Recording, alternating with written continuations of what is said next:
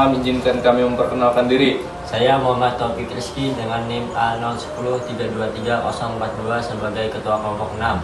Saya Julian Munir Christopher dengan NIM A0103230012 sebagai anggota kelompok. Saya Lia Ramadhani dengan NIM A010323050 sebagai editor. Nama saya Muhammad Aditya Pertama dengan NIM A0110323098 sebagai anggota kelompok. Saya Hari Akbar Maulana dengan NIM A01323126 sebagai moderator di sini.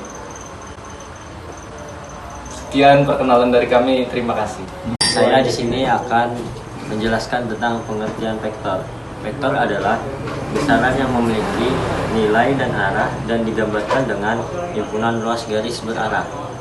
Vektor juga digunakan untuk merancang bangunan dasar arsitektur untuk perhitungan panjang, sudut, dan letak. Vektor memiliki jenis-jenis. 1. Vektor 0, suatu vektor yang panjangnya 0 dan tidak memiliki arah vektor yang jelas. 2.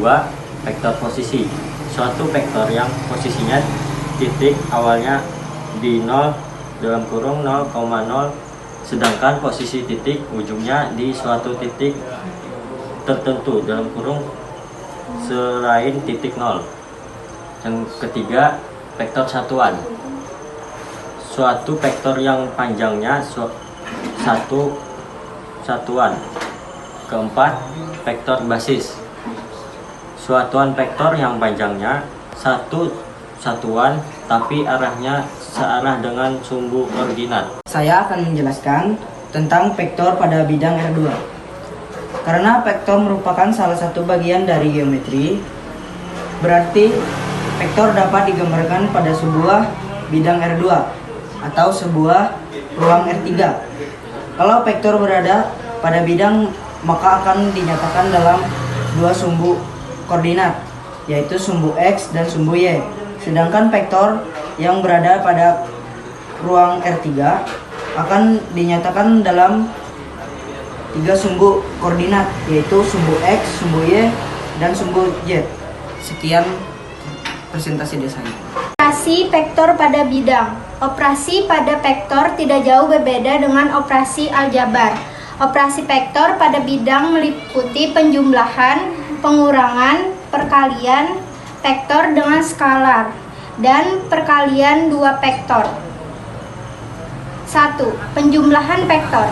Tambahan dalam penjumlahan dua vektor secara geometri terdapat dua macam cara penjumlahan yang bisa digunakan, yaitu cara segitiga dalam cara jajar genjang, pengurangan vektor. Pengurangan dua vektor pada dasarnya sama dengan penjumlahan kedua vektor.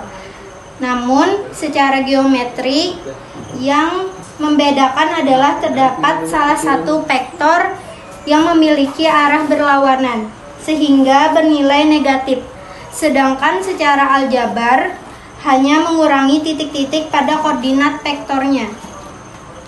3. Perkalian vektor dalam skalar.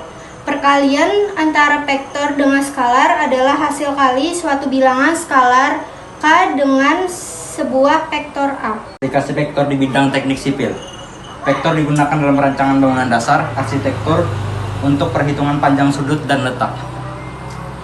Vektor digunakan untuk menentukan komponen-komponen dasar di dalam bangunan tersebut.